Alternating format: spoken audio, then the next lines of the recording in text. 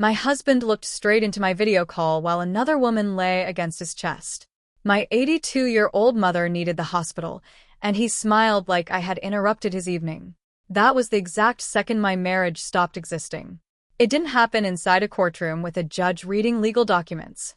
It wasn't marked by signed divorce papers or long meetings between attorneys dressed in expensive suits. There were no dramatic speeches or slammed doors. It simply died beneath the cold light of a phone screen while I sat alone inside a cramped office at Fort Campbell. Outside, steady rain tapped softly against the window, almost peaceful compared to the storm building inside my chest. My fingers trembled so badly that I nearly let my phone slip from my grasp. My name is Rebecca Carter. At the time, I was 45 years old and serving as a logistics officer with the United States Army near the Kentucky-Tennessee border. I had worn the uniform for 22 years. In that time, I had learned how to stay focused during emergencies, keep my emotions locked away, and make impossible decisions without hesitation. Military life teaches you to stay calm when everything around you is falling apart. But no amount of training prepares you for betrayal inside your own home. That Tuesday had begun exactly like hundreds before it. Paperwork covered my desk. Transport manifests, convoy schedules, maintenance reports, and supply requests filled every available inch of space. My coffee had already gone cold, carrying that familiar burnt taste every soldier knows too well. The chipped mug beside my keyboard proudly read, "World Soldier," a joke from one of my old deployment teams years earlier. I was halfway through reviewing vehicle movement orders when my phone suddenly buzzed. The screen displayed a name I recognized immediately: Mrs. Darlene Price. She lived next door to my mother in Franklin, Tennessee. The moment I answered, I knew something was wrong. "Rebecca," she gasped between hurried breaths. "Your mama's on the kitchen floor. She says her chest hurts." Everything inside me froze. The office around me seemed to disappear. The sounds of keyboards clicking, radios crackling, and soldiers talking outside my door all faded into silence. Only those words remained. "Your mama's on the kitchen floor." My mother, Margaret Ellis, had lived alone ever since my father passed away several years earlier. She was 82 years old and stubborn enough to argue with cashiers over being overcharged $3. She insisted on mowing parts of her own lawn, folding every piece of laundry herself, watering her roses before sunrise, and never missing an episode of Wheel of Fortune at 7 o'clock sharp. She hated asking anyone for help. If she admitted her chest hurt, it meant the pain had to be unbearable. I shoved my chair backward so quickly it slammed into the wall behind me. "I'm coming, I promised." But even as the words left my mouth, I knew they weren't true. Not yet. The entire installation had entered emergency lockdown after a base-wide security incident earlier that afternoon. Every entrance and exit was under strict control. Nobody was allowed to leave without direct authorization, regardless of rank. Still, I marched straight toward my commander's office. I didn't knock. He looked up from his paperwork, saw my face, and immediately understood that something serious had happened. "Carter," he said quietly. "What's wrong?" "My mother's collapsed," I answered. "She needs the hospital." His expression softened immediately. For a long moment, neither of us spoke. Finally, he leaned back in his chair and slowly shook his head. "I'm sorry," he said. "I can't authorize anyone to leave until lockdown is lifted." I wanted to argue. Every instinct inside me screamed to ignore the rules, grab my keys, and drive anyway. But 22 years in uniform had taught me something difficult. Orders aren't optional, especially during a security emergency. I walked back to my office feeling completely helpless. Then I remembered David, my husband. He was at our home just outside Nashville, barely 30 minutes from my mother's house. He could be there long before any ambulance from another county. I dialed his number. Once. No answer. I tried again. Nothing. My heartbeat grew faster with every unanswered ring. On my third attempt, I switched to video call. The fourth ring finally connected. At first, all I saw was our living room ceiling and the spinning fan above it. Then the phone shifted. David's face appeared. And then, her. A younger woman with long dark hair rested comfortably against his chest, as if she'd been there all evening. One of her hands lay casually across his shirt while she looked toward the phone with mild curiosity instead of embarrassment. Behind them sat my living room, our family photographs, our bookshelves, the blue handmade quilt my mother had spent months sewing for us after our wedding rested neatly across the couch. Seeing it there somehow hurt more than anything else. That quilt represented years of love. David had reduced it to background decoration. I swallowed hard before speaking. David, I managed. Mom collapsed. She needs Vanderbilt Hospital. I'm locked down on base. Please go get her. He didn't sit up. He didn't ask if she was breathing. He didn't ask whether an ambulance had been called. He barely reacted at all. The woman beside him glanced toward him before looking directly into the camera. David released an irritated sigh, as though I'd interrupted something far more important than my mother's medical emergency. That's not my problem, he said flatly. Then he shrugged. Figured out. For several seconds, I simply stared. I expected anger. I expected tears. I expected to scream. Instead, there was only silence. Something inside me became strangely calm. The kind of calm that arrives when your heart finally accepts something your mind has been denying for years. I looked directly into his eyes. Okay, that was all I said. One word. Then I ended the call. I lowered the phone into my lap and remained perfectly still. Outside, rain continued striking the window. Inside, my marriage was over. In that moment, two painful truths existed together. My mother might not survive the night, and the man I had promised to spend my life with had already shown me exactly who he really was. I wish I could tell you I immediately knew what to do next. I didn't. I simply stared at the contacts list on my phone while trying to force myself to think logically instead of emotionally. Every passing second felt unbearable. Franklin wasn't far away under normal circumstances. Tonight, it might as well have been another country. I called my cousin Linda first, straight to voicemail. I tried again. Still nothing. Next came Denise, one of my closest friends from high school. No answer. I contacted my mother's church.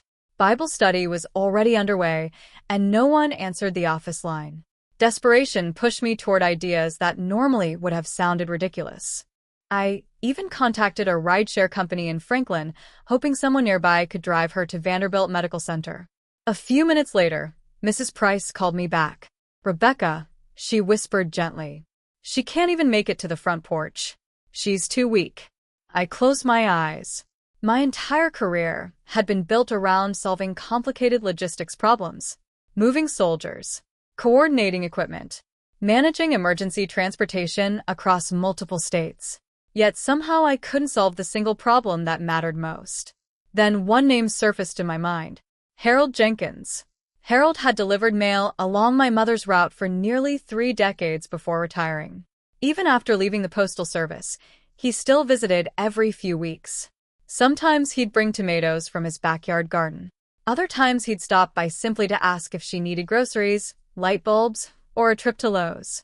He wasn't family, but he'd always treated my mother like she was. I found his number listed among her emergency contacts. My finger hesitated only briefly before pressing call. He answered almost immediately. Rebecca, he said warmly. Everything okay? The strength that I'd been holding together all evening finally cracked. No, I admitted, my voice shaking for the first time. Mom collapsed. I can't leave the base. There wasn't a single moment of hesitation. No questions. No excuses. No complaints. Just quiet determination. I'm on my way. For simple words. For words my own husband couldn't bring himself to say. 25 agonizing minutes later, my phone rang again. It was Mrs. Price. Harold's here. Relief rushed through me so suddenly that I nearly lost my balance. Through the phone, I heard the front door open.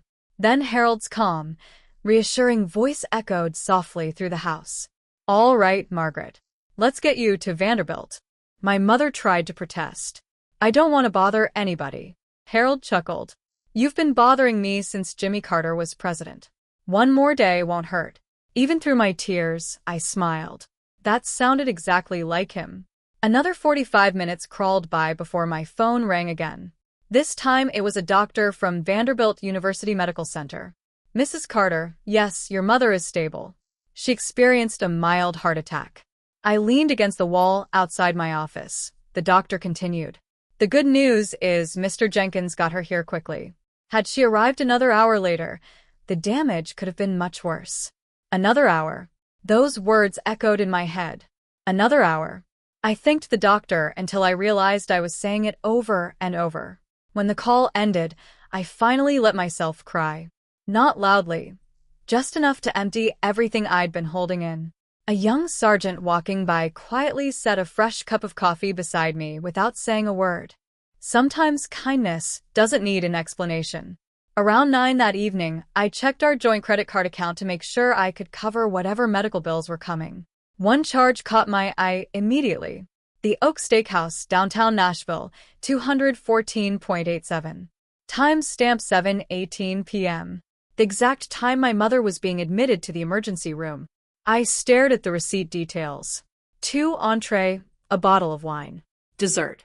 While Harold, a retired mail carrier in his 70s, was rushing my mother to the hospital. My husband had been enjoying felt minion with the woman I'd seen on my phone. He never called to ask whether Mom survived. He never texted, not even once. I locked my phone, took a long breath, and looked out through the rain-covered window toward the runway lights. For the first time since we married, I stopped wondering how to save my relationship. Instead, I started thinking about how to protect the life I'd built before he destroyed what was left of our marriage. The next morning, I woke up before my alarm. That wasn't unusual. Army life had trained my body to wake before dawn, even on the rare mornings when I could have slept another hour. What was unusual was the vibration coming from my phone. It wouldn't stop. I reached over from the narrow barracks bed, expecting another update from Vanderbilt. Instead, my screen lit up with a wall of notifications. David, 38, missed calls, 21 voicemails, a dozen text messages. For a second, I honestly thought something terrible had happened to my mother overnight. My hands went cold as I dialed the hospital. A nurse answered almost immediately. Mrs. Ellis had a comfortable night, she said warmly. Her blood pressure looks much better this morning. I closed my eyes in relief. So, she's okay. She's tired, but she's doing well. After thanking the nurse, I finally looked at David's messages. The first few sounded irritated. Rebecca, answer your phone. We need to talk. This isn't funny. By the 10th voicemail, his voice had changed. Rebecca, please call me back. By the 20th, he sounded scared. I don't understand what's happening. The last voicemail barely sounded like the same man. Please just answer once. I set the phone down without responding. For the first time in years, I wasn't rushing to solve one of David's problems. Instead, I made myself another cup of coffee in the tiny shared kitchenette and called the one person who mattered. Morning, sweetheart, Mom said, sounding weak, but unmistakably herself. You should be resting. I've been resting since yesterday, she teased. They're feeding me oatmeal. I think that's punishment. I laughed, the first real laugh I'd had in days. I heard Harold stayed until almost midnight, I said. He refused to leave until the doctor talked to him. That sounded exactly like Harold. Mom grew quiet for a moment. Rebecca. Yeah, I know something's wrong. Mothers always know, even at 82, even from 100 miles away. I looked out the barracks window toward a line of Black Hawk helicopters parked in the distance. I'll tell you everything when I get there. She didn't press me. She simply said, all right. About 20 minutes later, another call came through. This time, the name on the screen surprised me. Linda Morgan, David's mother. I almost let it go to voicemail.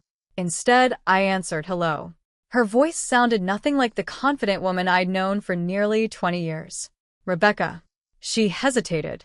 What exactly did you do? I frowned. What do you mean? David called me before sunrise. She lowered her voice. He's saying all your joint accounts are frozen. I stayed silent. He says his credit cards were declined this morning. Another pause. He couldn't pay for gas. I stirred my coffee slowly. Linda continued. The bank says they can't discuss the account with him. She sounded genuinely confused. Rebecca, what's going on? I took a sip before answering. Nothing. She waited. I said nothing else. Because the truth was, nothing dramatic had happened overnight. No secret phone calls, no revenge plot, no emotional confrontation. I had simply finished the paperwork I should have completed months earlier. Right after ending that video call while sitting alone in my office, I had logged into the secure legal portal I'd been given during an estate planning meeting the previous year. I submitted the divorce petition exactly as my attorney had instructed me. Everything else had happened automatically. David just hadn't known it yet. As I ended the call with Linda, my phone buzzed again. David, call number 39. I watched it ring. Then I quietly turned the phone face down on the table. For once, his emergency wasn't mine. When people hear a story like mine, they usually assume I spent the night plotting revenge. I didn't. The truth is much less exciting. I was simply prepared. About 11 months before everything fell apart, my father passed away after a long battle with Parkinson's disease. Losing him forced my mother and me to sort through decades of paperwork, insurance policies, deeds, bank accounts, retirement records. It was exhausting, and more than once, we discovered things that should have been updated years earlier. After Dad's funeral, my attorney, Karen Whitmore, in downtown Nashville, gave me a piece of advice that stuck with me. "Rebecca," she said, folding her hands across her desk. "You've spent over 20 years in the Army. You deploy, you travel, you need an estate plan whether you're happily married or not." At the time, I laughed. David would never let anything happen to me. Karen smiled politely. "I'm not questioning your marriage. I'm protecting your future." Looking back, she was doing exactly that. Over several appointments, we created a revocable living trust. The house David and I lived in, the small lake cabin my father had left me near Center Hill Lake. My investment accounts, and even the consulting business I hoped to start after retirement, were transferred into that trust. Karen explained every document carefully. If you ever become incapacitated while deployed, everything is already organized. It made perfect sense. I signed every page. David didn't come to a single meeting. Whenever I asked if he wanted to join me, he'd wave me off. "You handle paperwork better than I do." I never imagined that sentence would matter someday. Back in the present, I finally returned Karen's voicemail during my lunch break. "Rebecca," she answered. "First, how's your mother recovering?" "I'm glad to hear that." She paused. "I also received confirmation from the court this morning. So everything went through." It did. Karen's voice remained calm and professional. "The divorce petition has officially been filed. Per the trust agreement and the financial protections we established last year, your trustee temporarily suspended access to all jointly authorized discretionary accounts until the property division is finalized." I looked out across the motor pool where soldiers were loading equipment onto flatbed trucks. "So, David really can't use any of those accounts?" "Not without your authorization." I didn't smile. I didn't celebrate. Mostly I felt tired. Karen continued. "I know this is difficult, but I want to remind you of something." "What?" "You didn't punish him." I frowned. "He created the circumstances. The legal documents simply did what they were designed to do." There was a difference, a big one. I wasn't taking anything that belonged to David. I was protecting assets that had always been legally documented assets I had inherited, purchased, or established long before he understood how they were titled. Later that afternoon, another voicemail arrived. David again. This time, he sounded more confused than angry. "Rebecca, my debit card got declined at the grocery store." A few minutes later came another. "The bank says they can't explain anything." Then another. "My truck payment didn't go through." Another. "The mortgage website locked me out."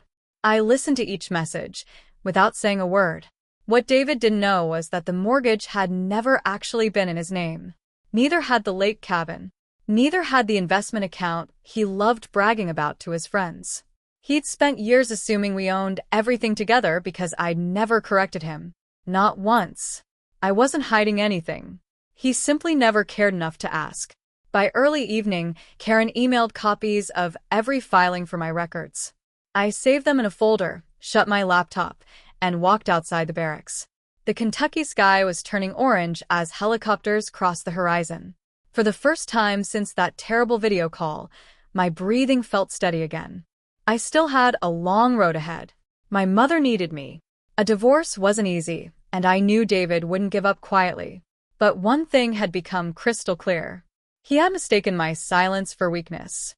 He was about to learn the difference. By Friday afternoon, word had spread through David's side of the family that something was terribly wrong. I didn't know the details at first because I had stopped answering every call except those from my mother, the hospital, and my attorney. The silence felt strange. For years, I'd been the one smoothing things over, returning messages, making excuses, fixing problems before they became disasters. This time, I let people sit with their questions. Around 4 o'clock, my phone rang again. "Harold, thought you'd want an update," he said. "How's Mom?" "Better every day. She complained about the hospital coffee this morning." I laughed. "That means she's feeling like herself." "It sure does." There was a pause. "I also saw your husband. That caught my attention. He stopped by your mama's house." "What happened?" Harold chuckled softly. "He knocked for about 5 minutes. And your mama looked out the window, saw it was him, and turned the television volume up." I couldn't help smiling. "She actually did that?" "Oh, she absolutely did." Harold lowered his voice like he was sharing neighborhood gossip. He stood on the porch holding flowers. "Stayed there almost 20 minutes. I pictured David standing under my mother's porch light, probably rehearsing apologies that had arrived 2 days too late. "Did Mom say anything?" "Not a word." After we hung up, I sat quietly for a while.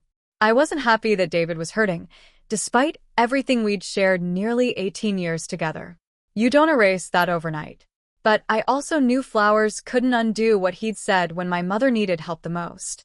Later that evening, another unexpected call came.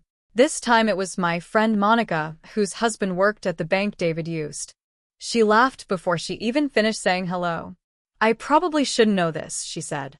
"But your husband has been all over town today." "What do you mean?" "He started at his bank." That didn't surprise me. Then he drove to the mortgage office. I leaned back in my chair. They couldn't help him either. "Nope," she continued. Then he went to the county records office. Now I was curious why there. I guess he wanted to check the deed on the house. I closed my eyes. And Monica couldn't hide the amusement in her voice. "He apparently discovered your name is the only one listed as trustee." I didn't answer. "I wasn't trying to pry," she said more gently. "I just figured you'd want to know." "I appreciate it." After we hung up, I stared at the family photo sitting on my desk. It had been taken at Percy Warner Park 3 summers earlier. David had his arm around my shoulders. Mom was smiling between us. Back then, I believed we were building a future together. Now, I wondered how long he'd been pretending. The next morning, Linda called again. This time, she sounded exhausted. "Rebecca, yes. David came by my house at 6 o'clock this morning." I waited. "He wanted to borrow money." That surprised me. "He said everything's tied up." Linda sighed heavily. I asked him one question. "What did you ask?" I said, "David, what happened that made Rebecca file for divorce without even speaking to you first?" She stopped for a moment. He wouldn't answer. Neither of us spoke. Finally, she said something I never expected to hear. "I know my son." Another pause. "And when he won't answer a simple question, it's because the truth makes him look worse than anyone else's version." Those words stayed with me long after we hung up. For the first time, someone from David's own family wasn't defending him. They were starting to see the man I'd been trying not to admit existed. And David was only beginning to realize that losing access to money was the smallest consequence of what he'd thrown away that Tuesday night. By the following Monday, I finally received permission to take emergency leave. It wasn't much, just 5 days. Still, after nearly a week of feeling trapped behind the gates of Fort Campbell, climbing into my SUV and driving south toward Tennessee, felt like I could finally breathe again. The familiar stretch of I-24 looked different somehow. Maybe it was because my life had changed while I was still wearing the same uniform. Halfway to Nashville, Karen called. "You're headed home." "I am good. There's something you should know." I slowed as traffic thickened near Clarksville. "What happened?" "David hired an attorney." I wasn't surprised. "That's his right." Karen laughed softly. Apparently, his attorney expected this to be a straightforward divorce.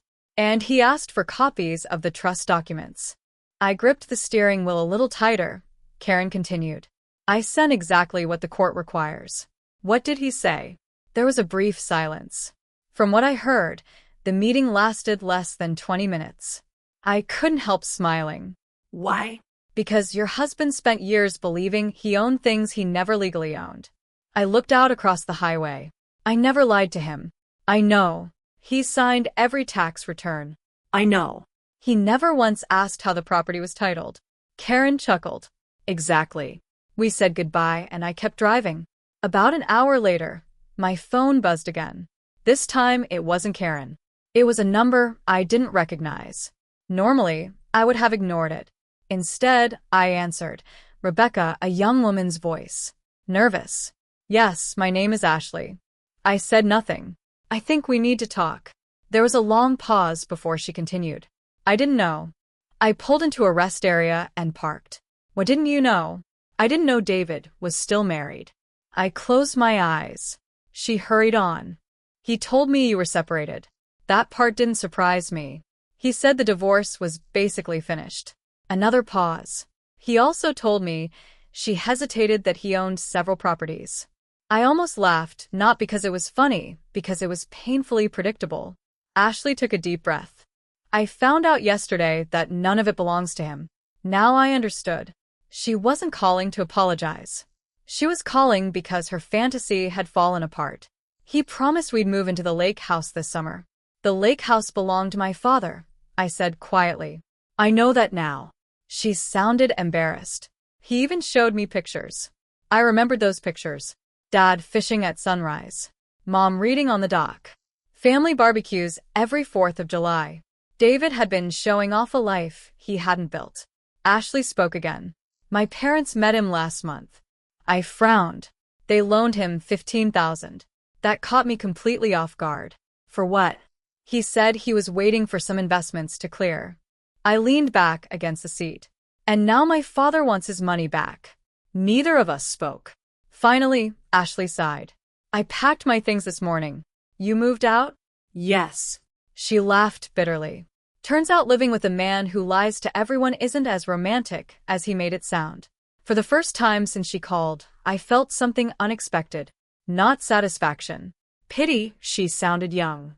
Maybe 30. Old enough to know better. Still young enough to believe a charming man who always had an explanation. I'm sorry, she said quietly. I don't expect forgiveness. I appreciate the apology. And she hesitated again. I sent your attorney every text message he ever sent me. I blinked. You would? I figured you deserved the truth. Within minutes, my phone chimed. Karen had already forwarded the email. Screenshot, date, message, photo. There it was in black and white. David hadn't started lying the night my mother had her heart attack. He'd been living a double life for nearly 9 months. As I pulled back onto the interstate, I realized something important. David hadn't lost Ashley because I exposed him. He lost her because eventually every lie runs into the truth. And the truth almost always arrives when people least expect it. Crossing the Tennessee state line had never felt so emotional. For 22 years, I'd driven those roads wearing the uniform of a soldier. This time, I was driving home as a daughter first. The October trees along Interstate 24 had just started changing colors. Reds and golds stretched across the hills, the kind of scenery my mother always insisted was prettier than New England. You don't have to go to Vermont, she'd say every fall. God already painted Tennessee. When I pulled into the parking lot at Vanderbilt University Medical Center, I sat in my SUV for a minute before getting out. I wasn't preparing myself to see Mom. I was preparing myself not to think about David. Inside the cardiac unit, I found Mom sitting in a chair by the window instead of lying in bed. She was wearing a pale blue robe and reading the newspaper through the same pair of glasses she'd owned for at least 10 years. She looked up. There you are. I crossed the room in 3 steps and wrapped my arms around her. She hugged me back just as tightly. Neither of us spoke for a while. Finally, she leaned back and smiled. You look tired. I've had a rough week. I noticed. That made me laugh. She reached over and patted my hand. I wasn't talking about your face. No, you forgot to color your gray hair. I touched the silver streak near my temple and shook my head. Thanks, Mom. I raised you. I'm obligated to keep you humble. For the first time in days, the hospital room felt warm. Later that afternoon, the cardiologist explained her recovery plan. Medication, light exercise, a healthier diet. No more lifting 50-pound bags of bird seed, he added with a smile. Mom pretended to be offended. I only lift 40-pound bags. The doctor laughed. I'll take that as progress. She was discharged the next morning. Instead of taking her straight home, I stopped at Elliston Place Soda Shop in Nashville. It had been one of Dad's favorite places. Mom ordered a grilled cheese sandwich and tomato soup. I thought hospitals were supposed to improve people's cooking, she joked after the first bite. I nearly choked on my sweet tea, laughing. For a little while, life felt almost normal. When we finally reached her little brick house in Franklin, Harold was already there replacing a broken porch light. He waved when he saw us. Figured you two didn't need another thing to worry about. Mom shook her head. You've done enough already. Harold smiled. I haven't even started collecting payment. Mom frowned. What payment? I expect at least 2 peon pies by Thanksgiving. She laughed so hard I worried she'd tire herself out. I suppose I can arrange that. As I carried Mom's overnight bag inside, I noticed a bouquet of wilted flowers sitting in the trash can beside the porch. Those from David? I asked quietly. She nodded. He came back yesterday. What did he want? To apologize. And I told him I was too busy recovering. That sounded exactly like my mother. She looked at me carefully. Rebecca. Yeah. Don't let hatred move into your heart. I looked away toward the backyard where Dad used to barbecue every Sunday afternoon. I don't hate him. No. What do you feel? I thought about the question for a long moment. Finally, I answered honestly. I don't think I know him anymore. That afternoon, while Mom rested in her favorite recliner, I unpacked groceries, watered her roses, and folded laundry that had piled up during her hospital stay. It felt peaceful, simple, exactly the kind of ordinary day I'd been missing. I almost believed the hardest part was behind me. Then my phone buzzed. It was Karen. Rebecca, she said without even saying hello. I think you should know David just filed a response. What kind of response? She sighed. He isn't asking for forgiveness anymore. He hired a private investigator. I stood completely still. And I have a feeling, Karen said quietly. This is about to get a lot uglier. Karen wasn't wrong. Things got uglier, but not in the way David expected. The following Monday, I met Karen at her office just off West End Avenue in Nashville. She slid a thin folder across her desk. This is what his attorney filed. I opened it. Most of it was routine legal language. Then I found the accusation. According to David, I had emotionally abandoned the marriage because of my Army career. He claimed I had spent years choosing deployments, training, and promotions over my family. I read the paragraph twice. Then I looked at Karen. He's blaming the Army. He is. I leaned back in my chair and let out a slow breath. For years, David had encouraged every promotion I earned. He'd proudly introduced me as my wife, the Army officer, at neighborhood cookouts. He'd posted photos of my promotion ceremonies on Facebook. Now those same years had become his excuse. Karen folded her hands. The good news is claims are easy. The truth takes a little longer. I nodded. And the truth usually has paperwork. That made both of us smile. Over the next several days, David began calling relatives I'd barely spoken to in months. Apparently, he told everyone the same story. Rebecca cared more about the military than her marriage. Rebecca left me alone. Rebecca became cold. For a day or two, some people believed him. I couldn't even blame them. They'd only heard one side. I had no interest in calling everyone to defend myself. Instead, I focused on helping Mom settle back into her routine. Every morning, we drank coffee on her back porch. I'd refill the bird feeders while she read the newspaper. She still complained about politics. Still watched the squirrels steal seed from the blue jays. Little by little, life felt familiar again. Then Saturday morning changed everything. Harold stopped by carrying 2 grocery bags. I brought tomatoes, he said. And gossip. Mom smiled. I knew there'd be gossip. Harold sat down at the kitchen table. I ran into your husband yesterday. Neither Mom nor I interrupted. He was talking to 3 people outside First Community Bank. Harold scratched his chin. Sounded like he was telling them Rebecca left him because she loved the army more than her family. Mom rolled her eyes. Harold continued. I couldn't help myself. What did you do? Who I asked. I walked over. Mom smiled before he even answered.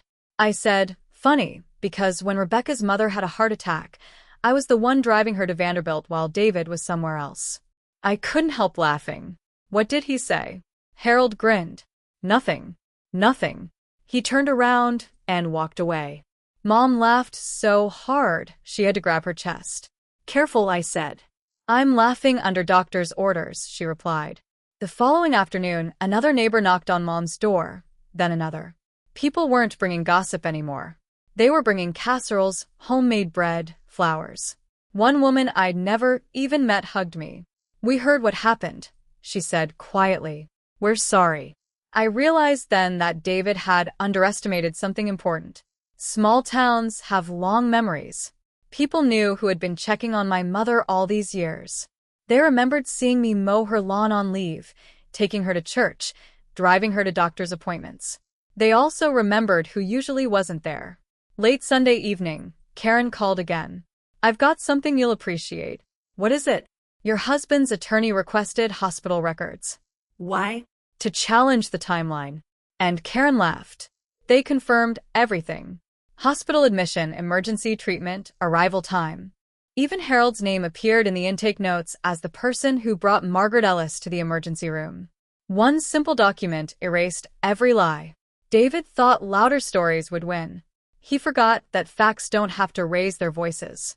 And for the first time since all of this began, I had the feeling that the truth was finally catching up with him. The court scheduled our preliminary settlement conference for the second Thursday in November. Karen warned me it probably wouldn't be dramatic. Most of these meetings aren't, she said. People exchange documents, negotiate, and go home. She was right. At least in the beginning. The conference room inside the Williamson County Courthouse was smaller than I'd imagined. Beige walls, fluorescent lights, a long table with pictures of water that nobody touched. David was already there when Karen and I walked in. He looked different, not older, just worn out. The expensive watch he never stopped showing off was gone. So was the tailored sports coat he usually wore. He glanced at me. I nodded politely. Nothing more. For nearly an hour, both attorneys discussed finances, timelines, and property records. David barely spoke. Then his attorney cleared his throat. My client believes Mrs. Carter's military obligations created an emotional separation that contributed significantly to the breakdown of the marriage. Karen calmly slid a folder across the table. We'd like to submit additional evidence before addressing that claim. David frowned. What evidence? Karen didn't answer him. Instead, she handed copies to everyone in the room. Phone records, hospital admission records, time-stamped credit card transactions. David shifted uncomfortably.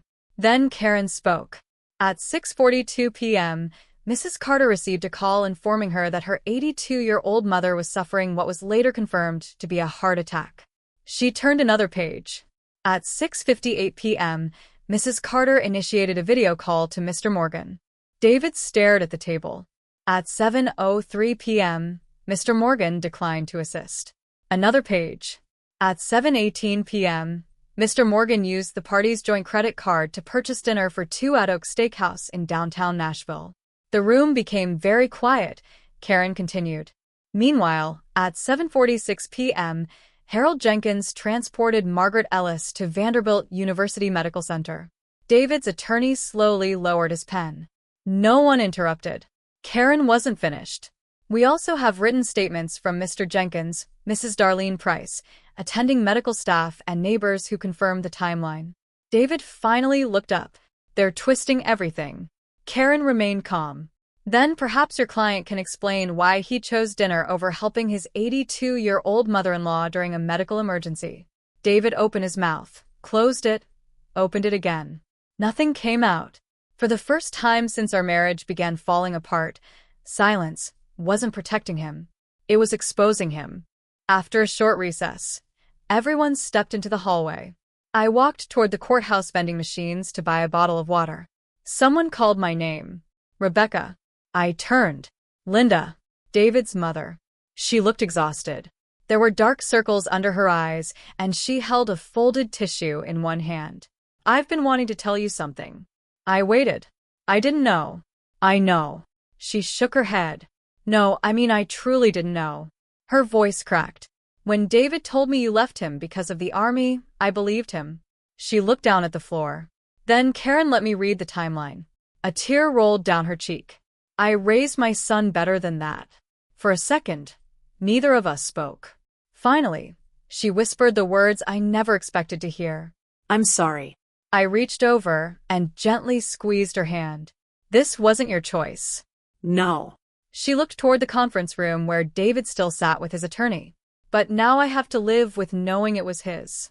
When we returned inside, the mediator quietly suggested a short break before negotiations continued. As everyone gathered their papers, I caught David looking at me. Not with anger, not even with regret, with the expression of someone who had finally realized that every shortcut, every lie, every selfish decision had led him to this exact chair, and there was no easy way out anymore. After the break, the atmosphere in the conference room had changed. Nobody raised their voice. Nobody slammed a folder on the table. The loudest sound was the ticking clock on the wall. Sometimes the truth doesn't need drama. It just needs enough daylight. The mediator looked around the table. Mrs. Carter, he said, would you be willing to discuss settlement terms? I nodded. Karen slid a single folder toward me. We had already talked through every possible outcome. I wasn't there to punish David. I wasn't trying to take everything he had. I simply wanted to end the marriage fairly and permanently. Karen spoke first. My client will retain the assets already held in her family trust. David's attorney nodded. We understand. My client is not seeking spousal support. Another nod. Each party will remain responsible for his or her own personal debts. Again, no objection. David hadn't expected the meeting to go this way. He kept looking from Karen to his attorney, almost waiting for someone to rescue him. Finally, he spoke. So, that's it. Karen answered calmly. That's it? He frowned. I thought she'd try to ruin me. I looked at him for the first time that afternoon. Quietly, I said. I never wanted to ruin you. He stared back. I wanted a husband I could trust. The room fell silent. No one had anything to add. The judge reviewed the settlement several weeks later. It was brief, professional, orderly. When everything had been signed, the judge looked over his glasses. I wish both parties the best moving forward. Just like that, 18 years of marriage officially came to an end. Outside the courthouse, reporters weren't waiting. There were no television cameras, no cheering crowd. Real life rarely works that way. There was only cold November air and leaves blowing across the courthouse steps. Karen shook my hand. You handled this with remarkable grace. I didn't always feel graceful. She smiled. Most people don't. As she walked toward her car, Harold pulled into the parking lot in his old white pickup. He rolled down the window. So I laughed. So it's over. He grinned. Good. Good. You've got better things to do. He wasn't wrong.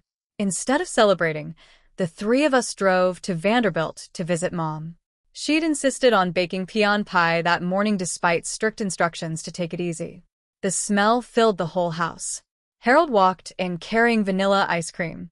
I brought the important part. Mom pointed at him. I made the important part. For the first time in weeks, nobody mentioned David. We talked about Thanksgiving, about whether the Titans had any chance of making the playoffs, about Harold accidentally backing his truck into his own mailbox the previous month. I was looking at a deer, he explained. Mom laughed. The mailbox wasn't moving. I noticed that a little late.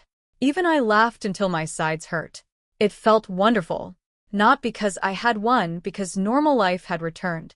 Later that evening, after Harold left, Mom and I washed dishes together. She dried each plate carefully before putting it away. You know, she said softly. Your father always told me something. What was that? When people show you who they are, she looked at me.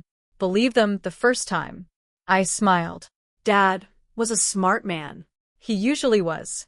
She reached over and squeezed my hand. I'm proud of you for what? You didn't let bitterness become your future. I looked around the little kitchen where I'd grown up. The same oak table, the same curtains, the same home where my parents had spent nearly 50 years together. I finally understood something that had taken me far too long to learn. Justice isn't always getting even. Sometimes it's simply refusing to carry someone else's mistakes into the next chapter of your life. People sometimes ask me what happened to David after the divorce. The honest answer is, I don't really know. And after a while, I stopped wondering. For months, I measured time by court dates, attorney meetings, and paperwork. Once the divorce became final, something unexpected happened. Life grew quiet again.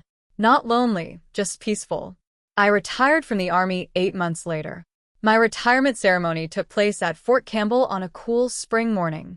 The same parade field where I'd stood through promotions, deployments, and homecomings now marked the end of 23 years in uniform.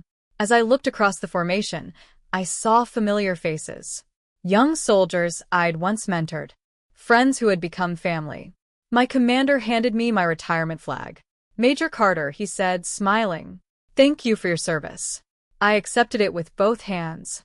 For the first time in years, I didn't have to wonder where I would be sent next. Home was finally home.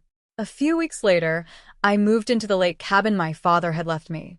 It wasn't fancy, just a small place overlooking Center Hill Lake. Every morning, I'd sit on the porch with a cup of coffee and watch fishermen launch their boats before sunrise. The quiet became something I looked forward to instead of something I feared. Mom came to visit almost every weekend. Her strength slowly returned. She insisted on helping in the garden, even though her doctor told her not to overdo it. I survived a heart attack, she'd say with a grin. I'm not going to lose a fight with tomato plants. Harold still stopped by from time to time. Sometimes he'd bring fresh vegetables. Sometimes he'd just sit on the porch and tell stories about his years delivering mail. One afternoon, I asked him something that had been on my mind for months. Why did you come so quickly that night? He looked genuinely surprised. Rebecca, he set down his coffee.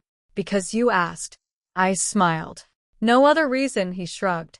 When people spend their whole lives showing up for everyone else, somebody ought to show up for them once in a while. I never forgot those words. Not long after retiring, I started volunteering with a local nonprofit that helped drive elderly veterans and seniors to medical appointments. The work wasn't complicated. Pick someone up. Take them where they needed to go. Wait, bring them home safely. Every time I helped someone into my car, I thought about that rainy Tuesday evening. I couldn't be there for my own mother, but someone else had been. Now I had the chance to become that person for somebody else's family. Looking back, I realized my story was never really about revenge. It wasn't about frozen bank accounts or divorce papers or the woman sitting beside my husband during that terrible video call. Those things mattered at the time, but they weren't the lesson. The lesson was much simpler. The people who truly love you don't disappear when life becomes inconvenient. They show up. Sometimes they're family. Sometimes they're lifelong friends. And sometimes they're a retired mail carrier who never hesitates when someone needs help. If you've ever had someone quietly stand beside you during one of the hardest seasons of your life, I hope you've had the chance to thank them. And if this story meant something to you, I'd love to hear your thoughts in the comments. Until next time, take care of the people who show up for you, and be that person whenever you can.